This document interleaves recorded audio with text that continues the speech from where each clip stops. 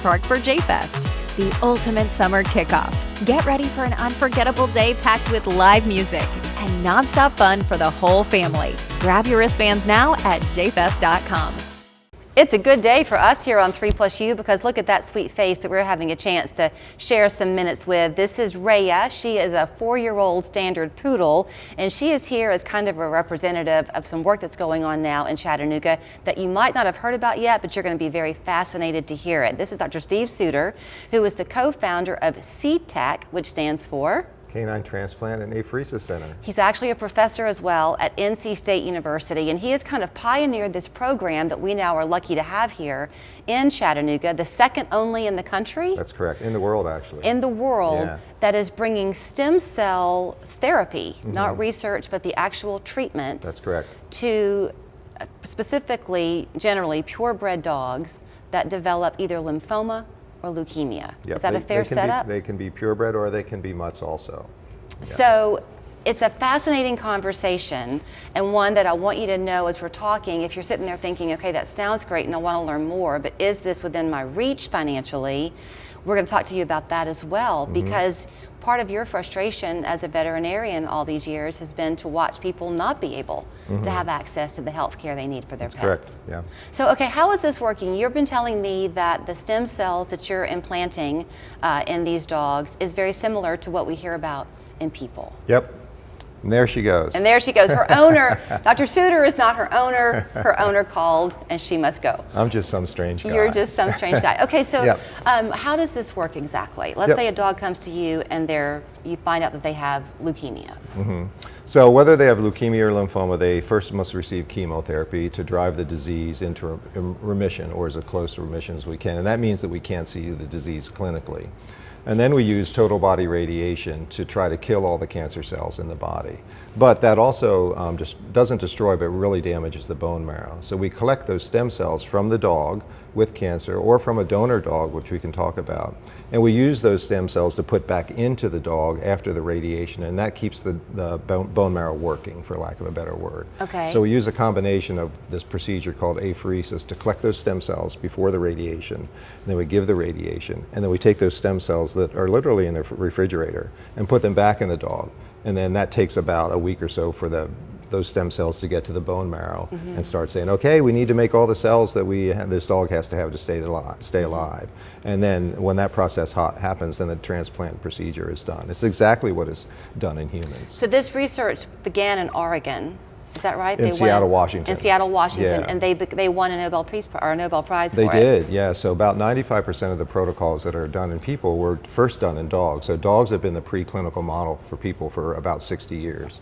So this is a fantastic chance to give back to dogs a procedure or procedures that they had a direct paw, for lack of a better word, of being involved You with. know, I think one of the hardest parts about being a pet owner is when your pet gets sick, and usually it seems to just come out of nowhere, and so you have no time to prepare for it. Yeah. I guess for people watching, if they're concerned about their dog that might be seeming to be ill, are there some signs that you might be dealing with a lymphoma or a leukemia? Yeah, so this classic sign for a dog with lymphoma is enlarged lymph nodes. Now those dogs can be sick or not sick. Many of them are not sick, but they just have an enlarged lymph node or lymph nodes throughout their body. So petting your dog carefully is really important. Many times groomers will find enlarged lymph nodes because they're grooming the dog and they feel that. Is it typically at the neck, or can they be in joints as Many well? times at the neck, but it can be in front of the shoulders, behind the knees, in the armpits or the groin region also. Okay. A really common place is here underneath the jaw. Okay. Yeah. Does lethargy go along with this? Yep, some dogs can be what are called ADR, ain't doing right. You know, there's something off on them. They may be off food a little bit, or they're kind of tired.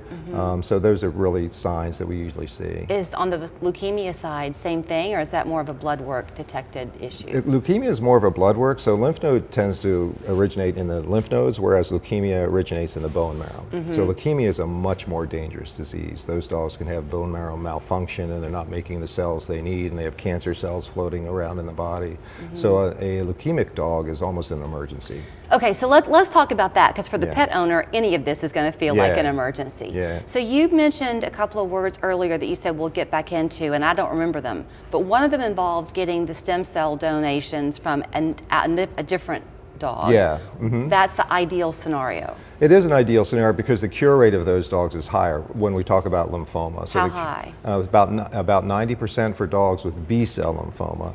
Probably going to be around 50% for dogs with T-cell lymphoma. Okay. And that does sound kind of high, and it is, but it's way higher than chemotherapy alone, which is essentially zero. So chemotherapy works very well, and dogs have a good quality of life on chemotherapy, but their disease eventually develops resistance to all those chemotherapies, just like in people actually, but just quicker. Right. And those dogs then usually are euthanized due to a lack of a quality of life. So this is a chance to actually cure a dog, Right. which is what is always our goal, is to cure a dog. So, you know, I've lived through this myself, and Yeah. I feel for anybody out there who might be facing it right now, because you so want to do anything you can for your pet.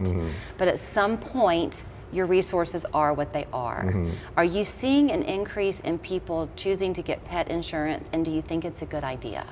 I think that people have more pet insurance than they certainly did when I trained way back in the early 2000s. Still only about 2 to 4% of people in the United States have pet insurance. I think if you have a purebred dog, my personal opinion is you should have pet insurance immediately, because we mainly see cancer in purebred dogs. We see them in mutts also, but it's way higher in purebred dogs. And the insurance will cover something like this. It sure It is does. not without your reach then. That's right. It's fantastic that they cover it. They cover the whole 80 to 90% depending on the policy. So back now to you being the second in the world doing this here at CTAC, literally in our own backyard, Yeah. at the foot of Lookout. People are coming to you then, I'm sure, seeking you out. So if you find that you're having a pet presenting with problems, do they go to their veterinarian first and then get referred to you? Is space an issue? Yeah, no, usually they go to their veterinarian first, and many times they'll go to a specialist. I'm a medical oncologist, so many times they'll go to a medical oncologist, and then they'll get the diagnosis and start receiving chemotherapy, and then they would come to us if and when the folks decide they want to have a bone marrow transplant. Okay, so Yeah. again, those first steps, just don't forget, it's first the visit for Yeah. the diagnosis, then the chemo, then the radiation, then you begin talking about this. Yep, then you get the transplant, and then, yeah, that's Okay. kind of the scenario how it goes. Does this, I have 30 seconds left, does this thrill you to have this opportunity now to offer some hope? Yes, it's fantastic. Yeah, I've been transplanting dogs at NC State University since 2007, and we can finally say the word cure, which when I trained, we could not say the word cure. Well, here is where you can locate them if you want to research and learn more. They call it CTAC, which stands for Canine Transplant and Apheresis Center, but down on Broad Street, and there's their website as well. Thank you for the work you do. Thank you very much for And it was good to having have me. Rhea while she wanted to hang out. Yeah.